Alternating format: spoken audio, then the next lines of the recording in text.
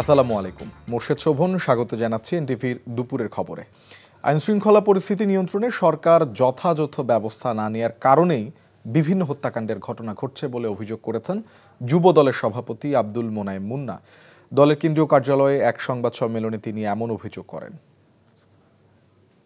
এই ঘটনায় যারা সরাসরি সংশ্লিষ্ট হিসাবে ভিডিও ফুটেজ ও সিসিটিভি ক্যামেরার ফুটেজে যাদের দেখা গেছে, আশ্চর্যজনকভাবে তাদেরকে মামলার প্রধান আসামি করা হয়নি। যারা প্রাণঘাতী আঘাতগুলো করেছে তারা অদ্যাবধি গ্রেপ্তারও হয় নাই। এর কারণ আমাদের বোধগম্য নয়।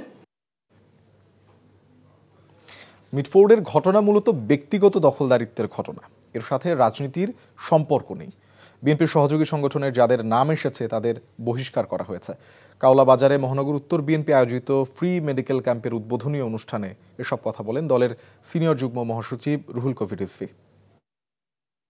মিটফোর্ডের গতকালের ঘটনা যতটুকু জেনেছি, যতটুকু পড়েছি, ওইখানে ভাঙাড়ি বলে, ভাঙাড়ি, এই ভাঙাড়ির ব্যবসা নিয়ে তাদের যারা নিহত হয়েছেন এবং যারা ঘাতক তাদের মধ্যে ঝগড়া চলছে।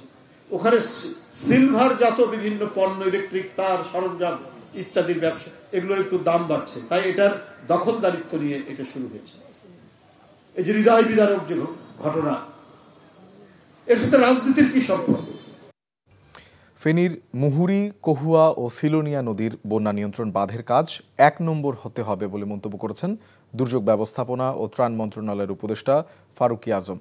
সকালে ফেনীর ফুলগাজী আলী আজম উচ্চ বিদ্যালয় আশ্রয় কেন্দ্র পরিদর্শনে গিয়ে তিনি কথা বলেন।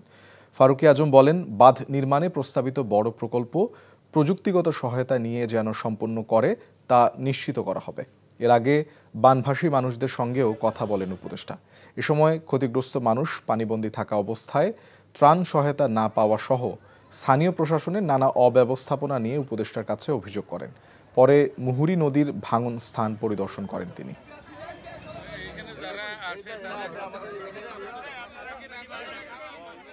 একটা অভিজ্ঞতা তো আমাদের হয়েছে যে এরকম বাঁধ এই ধরনের বন্যা পরিস্থিতি মোকাবেলা করতে পারবে না। এটা করতে হলে আরো শক্তিশালী বাঁধ এবং উদ্যোগ আয়োজন প্রয়োজন। সেটা দেখার জন্য এই অভিজ্ঞতার আলোকে যে বড় ধরনের প্রজেক্টের আয়োজন করা হচ্ছে।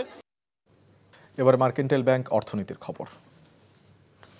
মার্কিন যুক্তরাষ্ট্রের সাথে বাংলাদেশের বাণিজ্য আলোচনার তৃতীয় ও শেষ দিনে কিছু বিষয়ে দুই দেশ একমত হলেও কয়েকটি বিষয় এখনও অমীমাংসিত রয়ে গেছে, যে কারণে দুই পক্ষই আন্তঃমন্ত্রণালয় আলোচনা চালু রাখবে বলে সিদ্ধান্ত নিয়েছে। দুই দেশের এই আলোচনা ভার্চুয়ালি এবং সামনাসামনি দুই প্রক্রিয়াতেই চলবে। খুব দ্রুতই এই বৈঠকের সময় ঠিক করা হবে বলেও জানানো হয়েছে। 3 দিনের এই বৈঠকে বাংলাদেশ পক্ষের নেতৃত্ব দেন বাণিজ্য উপদেষ্টা শেখ বশির উদ্দিন, জাতীয় নিরাপত্তা উপদেষ্টা ডক্টর খলিলুর রহমান এবং প্রধান উপদেষ্টার বিশেষ সহকারী জনাব ফয়েজ তৈয়ব ঢাকা থেকে ভার্চুয়ালি যোগ দেন। 3 দিনের এই আলোচনার পরিপ্রেক্ষিতে নির্ধারিত সময়ের মধ্যে একটি ইতিবাচক সিদ্ধান্তে পৌঁছানো যাবে বলে বাণিজ্য উপদেষ্টা শেখ বশির উদ্দিন ও নিরাপত্তা উপদেষ্টা খলিলুর রহমান আশাবাদ ব্যক্ত করেছেন। আমিনবাজার ও মাতুয়াইলে সিটি কর্পোরেশনের ল্যান্ডফিল থেকে আবর্জনা পুরোপুরি বন্ধ না হলে কখনোই ঢাকার বাতাস দূষণমুক্ত হবে না বলে জানিয়েছেন জলবায়ু পরিবর্তন মন্ত্রণালয়ের উপদেষ্টা সৈয়দা রিজওয়ানা হাসান। সকালে সাভার উপজেলা পরিষদ মাঠে জেলা প্রশাসন আয়োজিত সভায় 1 লাখ বৃক্ষরোপণ কর্মসূচিতে তিনি একথা বলেন। পরিবেশ রক্ষায় একদিনে সাভারে 1 লক্ষ বৃক্ষরোপণের কর্মসূচি গ্রহণে প্রশাসনের উদ্যোগকে স্বাগত জানানোর সাথে বুড়িগঙ্গা রক্ষায় সবাইকে এগিয়ে আসার আহ্বান জানান তিনি। অনুষ্ঠানে উপস্থিত ছিলেন উপজেলা নির্বাহী অফিসার আবু বকর সরকার এবং ঢাকার বিভাগীয় কমিশনার শরফউদ্দিন আহমেদ চৌধুরী।